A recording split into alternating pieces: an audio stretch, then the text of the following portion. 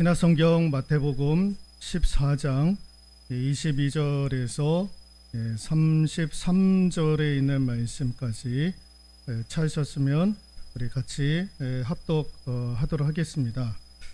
예수께서 즉시 제자들을 재촉하사 자기가 무리를 보내는 동안에 배를 타고 앞서 건너편으로 가게 하시고 무리를 보내신 후에 기도하러 따로 산에 올라가시니라. 저물매 거기 혼자 계시더니 배가 이미 육지에서 수울이나 떠나서 바람이 거스름으로 물결로 말미암아 고난을 당하더라. 밤 사경에 예수께서 바다 위로 배아들이 그가 바다 위로 걸어오심을 보고 놀라 유령이라 하며 무서워하여 소리 지르거늘 예수께서 즉시 이르시되 안심하라 나니 두려워하지 말라. 베드로가 대답하여 이르되 주여 만일 주님이시거든 나를 명하사 물 위로 오라 하소서. 베드로가 배에서 내려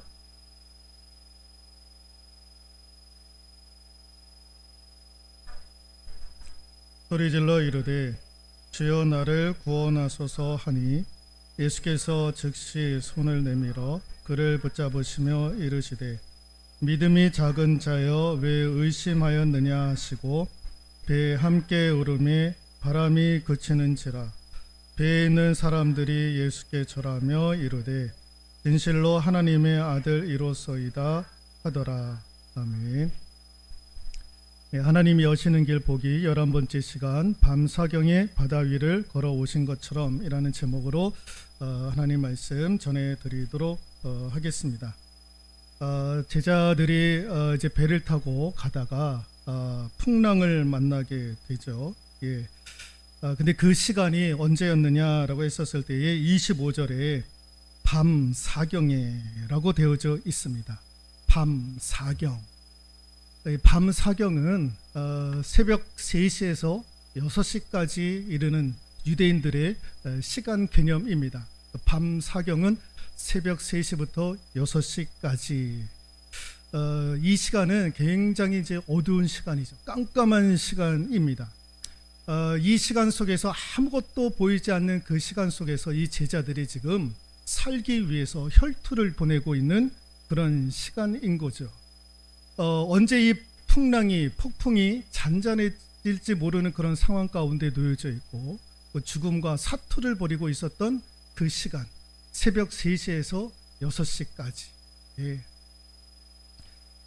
그런 시간이었던 거예요. 그런 일촉즉발의 그런 위기가 감돌고 있었던 그런 시간이었다라는 것입니다. 여러분 우리가 신앙생활을 하면서도요 이 밤 사경을 만날 때가 있어요. 앞이 깜깜하고 보이지 않고 정말 찾지 잘못하면 죽을 수도 있는 그런 위기 가운데 우리가 놓여 있을 수도 있다라는 거예요. 우리 정희순 권사님께서 지금 성가롤로병원에 입원 중에 계시는데 제가 이제 장로님하고도 통화하고 우리 권사님하고도 이제 이런저런 얘기를 했었는데요. 입원하시기 전에 당뇨도요 200이 넘어가고 그러셨대요. 그래서 부랴부랴 해가지고 여기 순천에 있는 임종체 내과에 가가지고 다 검사를 했던 거예요. 그리고 나서 이제 한 하루 이틀 이후에 이제 검사 결과가 나올 테니까 집에 가서 기다리시라고 해가지고 이제 두 분이 와서 기다리고 있는데 몇 시간 후에 점심 먹고 나서 바로 병원에서 연락이 왔다라는 거예요. 큰 병원에 가보셔야 될 것 같다고. 큰 병원에. 그래서 이제 간 쪽에 지금 문제가 있는 것 같은데 간경화나 간암일 수도 있을 것 같다라고 하는 그런 얘기를 들은 거예요. 그래서 큰 병원으로 가보시라고. 얼마나 놀랬겠습니까? 놀라셨다라고 말씀하시더라고요. 본인도 놀라고 장로님도 놀라시고. 그래서 부랴부랴 해가지고 성가롤로 병원에 가신 거예요. 그래서 이제 다 검사를 또 다시 한 거죠. 그래서 하다 보니까 간에 염증 수치가 너무 높은 거예요. 다른 데는 이상이 없고. 그래서 간에 염증이 있어가지고 그거 지금 빼내고 있어요. 호수 연결을 시켜내가지고. 그래서 한 앞으로 일주일 정도 아마 더 이제 계셔야 될 것 같은데요. 예. 얼마나 감사합니까? 예. 암인 줄만 알았는데. 예. 그런데 거기에 이제 염증이 있어서 그 염증을 빼내는 작업을 지금 이제 하고 계시니까. 예. 얼마나 감사한 일입니까? 예. 여러분, 우리가 밤 사경, 예. 우리가 이렇게 깜짝 놀랄, 예. 내 힘으로는 어떻게 할 수 없는 그런 소식들을 들을 때에 그런 일들이 있더라라는 거예요. 우리가 정말 감당하기 어렵고 내 힘을 어떻게 손을 쓸 수 없는 그런 상황과 환경을 우리가 만날 때가 있더라라는 거예요. 지금 그 제자들이 밤 사경 거기에 지금 놓여져 있었던 거예요. 근데 오늘 예수님께서 어떻게 이들을 찾아오시느냐? 어떻게 찾아오셨습니까? 25절 한 번 더 읽어볼까요? 밤 사경에 예수께서 바다 위로 걸어서 제자들에게 오시니라고 되어져 있습니다. 예수님께서 제자들에게 찾아오셨던 방법이 그냥 배를 타고 오셨던 것이 아니라 바다 위를 걸어서 오시는 거예요. 그 태풍과 폭풍우가 일어나고 있는, 그 해일이 일어나고 있는 그 바다 위로 걸어서 예수님이 오시고 있더라라는 거예요. 배를 타고 오시는 것도 아니고 바다 위를 걸어서 지금 오시고 있다라는 거예요. 왜 성경은 이 말씀을 강조를 하고 있을까? 왜 예수님께서 바다 위를 걸어 오셨다라고 말씀을 하고 있었을까? 같이 한번 읽어볼까요? 예수님께서는 찾아오지 못할 우리의 그 어떤 상황도 환경도 없으시다라는 거예요. 지금 제자들은 풍랑과 해일과 폭풍을 통해서 지금 죽느냐 사느냐 그 위기 가운데 놓여져 있었던 거예요. 그런데 오늘 예수님께서 그 풍랑이 일어나는, 폭풍우가 일어나고 있는 그 바다 위로 걸어서 오고 계시는 거예요. 예수님께서 우리에게 오실 때에는요, 어떠한 상황, 어떤 환경, 찾아오지 못할 그런 환경과 상황이 없더라라는 거예요. 우리가 어떤 상황을 만나든지 어떤 환경 가운데 있든지 간에 그게 예수님께서 우리에게 오실 때의 영적인 장애물이 되지 않더라라는 거예요. 우리가 그런 상황 가운데 놓여져 있으면 과연 하나님이 나를 찾아오실까? 나를 도와주실까? 내 환경이 이런데, 어려운 지경인데. 근데 하나님이, 예수님이 우리에게 찾아오실 때에는 그 어떤 상황과 환경도 문제가 안 되더라라는 거예요. 그래서 예수님께서 그걸 지금 제자들에게 보여주고 싶었던 거예요. 내가 너희들에게 찾아가는데, 내가 너희들에게 가는 데 있어서 어떤 장애물도 있을 수 없다라는 거예요. 설사 있다 하더라도 그게 전혀 예수님께는 문제가 되지 않더라라는 거예요. 풍랑이 일어나는 것은 누구의 문제냐? 제자들의 문제였던 거예요. 그러나 예수님 편에서 보면 그건 아무런 문제가 아니 되는 거예요. 그런 문제가 안 되는 거예요. 자, 그런데 그렇게 해서 물 위로 걸어오시는 예수님을 이 제자들이 보았는데 어떻게 보았느냐? 그 뒤에 26절 같이 한번 읽어볼까요? 제자들이 그가 바다 위로 걸어오심을 보고 놀라 유령이라 하며 무서워하여 소리 지르거늘 이라고 되어져 있습니다. 마치 유령인 것처럼, 귀신인 것처럼 예수님을 보았다라는 거예요. 예수님이 물 위로 걸어오시는데 제자들이 미처 이걸 생각지를 못했던 거예요. 제가 생각해 보니까 설마 예수님이 바다 위를 걸어오셨을까? 여러분, 제자들은 이미 예수님의 이적과 기적을 경험했던 사람들 아닙니까? 오병이어뿐만 아니라요, 귀신 들린 사람들 다 쫓아내시고 물을 포도주로 만드시고부터 해가지고 온갖 기적과 이적들을 다 옆에서 보았던 사람들이 제자들 아닙니까? 근데 이 제자들이 설마 예수님이 물 위를 걸어오실 수 있을까? 그도 우리랑 똑같은 육체를 지니고 있는 분이신데 설마가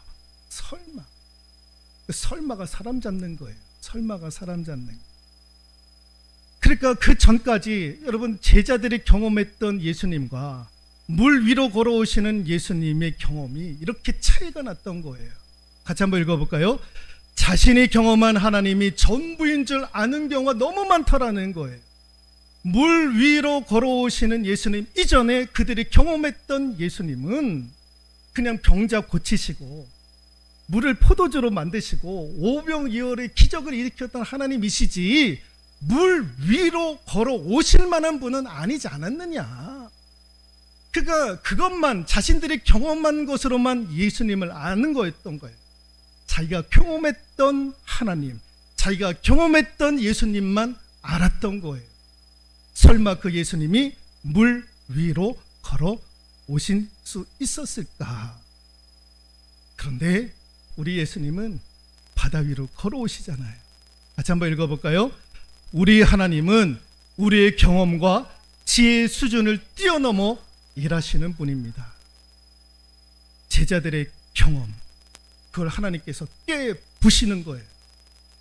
니들이 경험했던 예수, 니들이 체험했던 예수, 니들이 왜 경험하는 그것으로만 나를 규정하느냐라는 거예요. 그렇게 규정하지 말라라는 거예요. 니들이 경험했던 예수 그리스도를 그렇게 규정하지 말라라는 거예요. 우리 하나님은 우리의 경험과 우리의 지혜의 수준을 뛰어넘어서 항상 일하시는 분이심을 우리 예수님은 바다 위를 걸어가시는 그 장면을 통해서 제자들에게 말씀하고 있다라는 거예요. 그러므로 여러분 우리가 이걸 믿을 수 있기를 소망합니다. 한 번 더 읽어볼까요? 우리 하나님은 우리의 경험과 지혜의 수준을 뛰어넘어 일하시더라 라는 믿음이 저와 여러분들의 믿음이 될 수 있기를 소망합니다. 그러면 이제부터는 지금까지 내가 경험했던 예수 그리스도에 대해서 여러분들 그를 깰 수 있기를 소망합니다. 그것으로만 우리 예수님을 규정하지 않기를 소망합니다.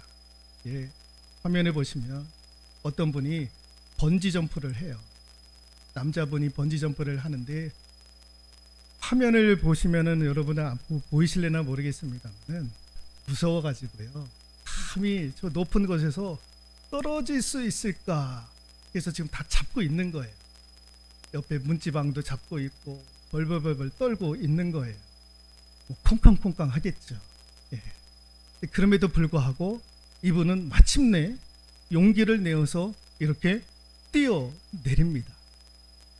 왜 이분이 이런 용기를 가지고 뛰어내릴 수 있었던 이유가 어디에 있었느냐? 지금 저를 붙잡고 있는 생명줄이 저를 붙잡고 있잖아요.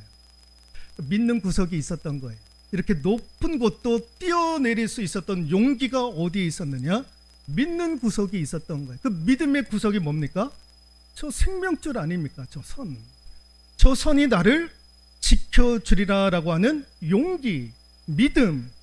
그 믿는 구석이 있었기 때문에 그는 과감하게 무섭더라도 두려웠더라도 점프를 해서 뛰어내릴 수가 있었던 거예요.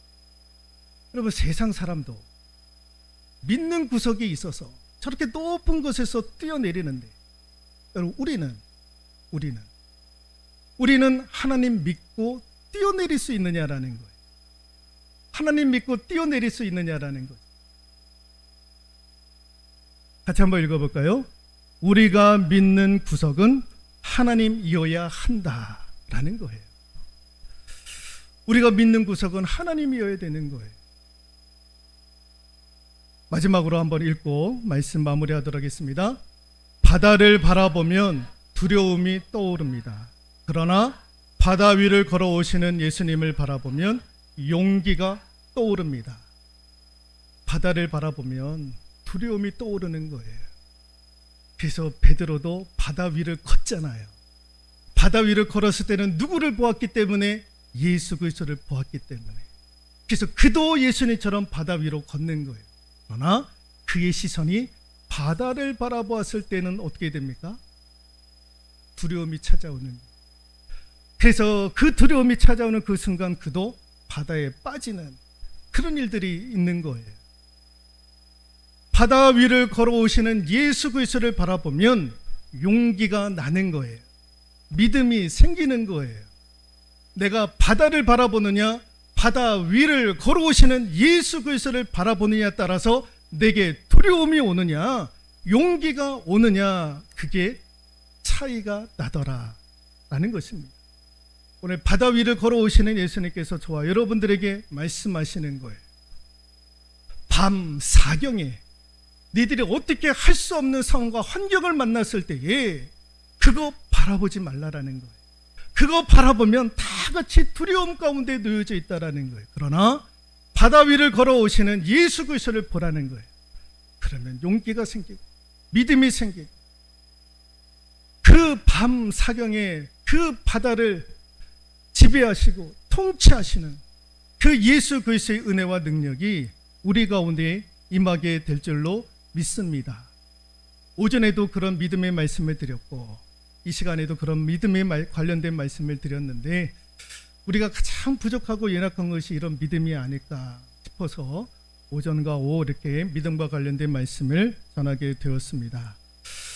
우리의 생각과 우리의 수준을 뛰어넘어서 일하시는 그 예수님 믿고 의지하며 나아가 승리하는 우리 모두가 될 수 있기를 주님의 이름으로 축원드리도록 하겠습니다.